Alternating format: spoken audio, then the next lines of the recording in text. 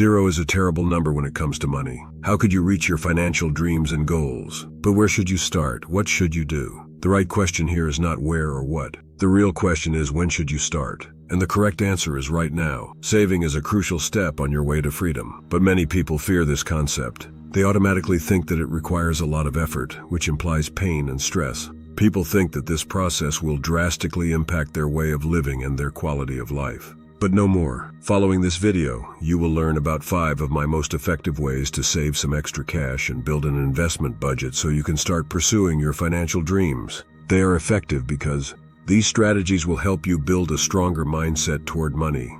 They will not impact your quality of life.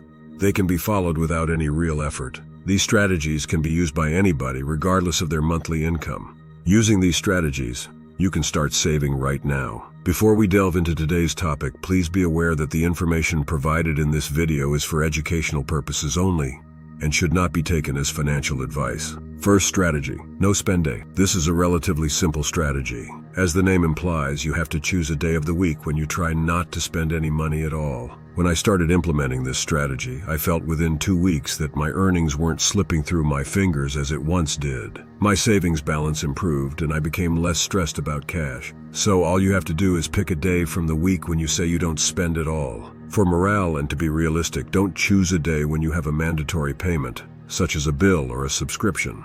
This strategy, like all the others, aims to stop you from spending what doesn't need to be spent. This means unnecessary expenses. You must be flexible with the no spending day rule if something urgent arises. I suggest you pick the same day. Make a challenge with yourself for at least 2 weeks and name it No Spending Friday and stick to it. Of course, you can choose the day of the week you prefer. The challenge can be No Spending Monday, No Spending Tuesday, etc. You get the idea. Once you complete your challenge for 4 weeks straight, you can double your income by setting up 2 no-spend days. Redefine your challenge, for example, to no spending Fridays and Mondays. Note of caution, I wouldn't recommend going over 2 days without expenses. Doing this may set an unrealistic goal. Once you decide on a no expenses day, you have to be careful not to spend any of your savings the next day. This leads us to our next strategy, think twice. Key takeaway: choose one day of the week when you don't spend anything. Stick to it and make it a habit. Second strategy, think twice. Always think twice before you make unnecessary expenses. After meeting your basic needs, and sometimes even before that, we are tempted to buy things we don't need. Moreover, we are tempted to go to places like clubs, bars, and malls full of temptations, which can hurt our money-saving strategy. Before buying anything, think twice if you need it. Project yourself 5 minutes later. Is the item bringing you the same joy as when you first saw it? 1. If yes, project yourself 1 day into the future, 1 week, and even 1 month. 2. Buy it only if you know that it is of the utmost necessity. 3. If you do not follow this step, you will find yourself 1 month later wishing you had saved some money. Note, you don't have to live like a monk. You shouldn't refrain from buying things that make you happy or even from going out to enjoy yourself a little. But be careful.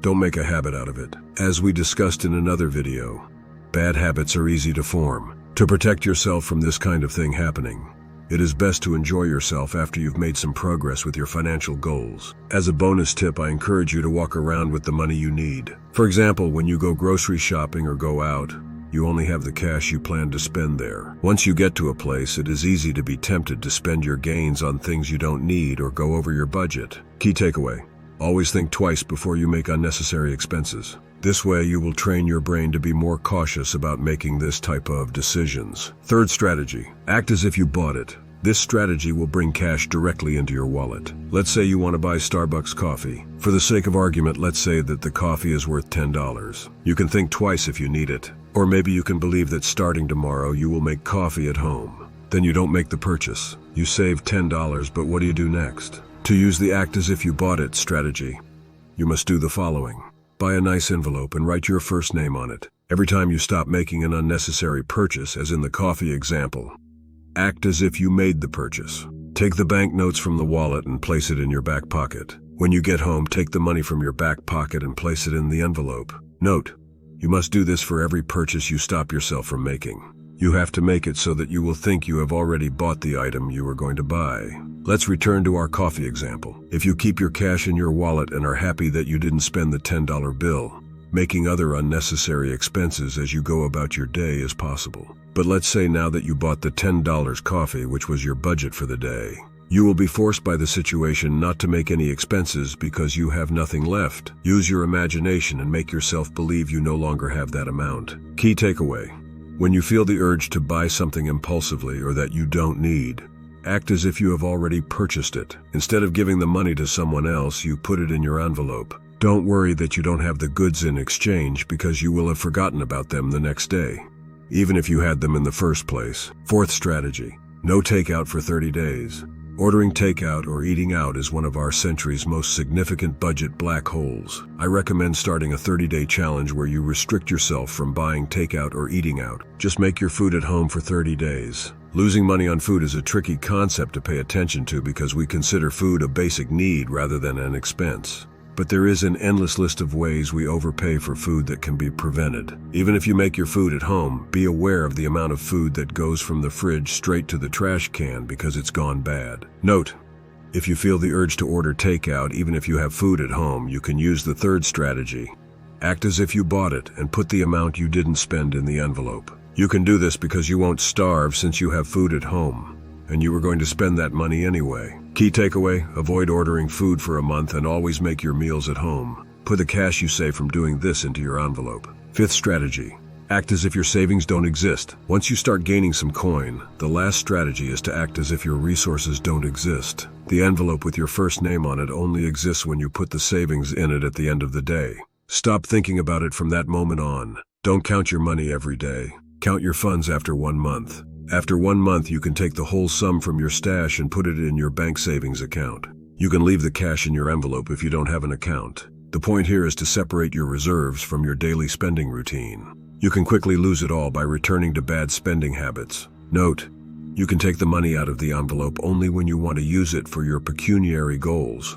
If you find a good investment opportunity, if you want to buy stocks, or for any other expense made for your financial future. Don't throw away your effort. Forget about your piggy bank. Another great way to throw away your success is to borrow from the place you stored your cash. By doing that, you will cause an endless cycle of stress. You won't be able to get your money back, and this will cause mental stress. When thinking about taking even a bill out of the envelope, think of it as removing a brick from your fiscal foundation and that your monetary dream is at risk of collapsing. Key takeaway: only use your savings to build your financial future. Thank you for watching. If you found this video informative, please consider subscribing for more budgeting tips and financial insights.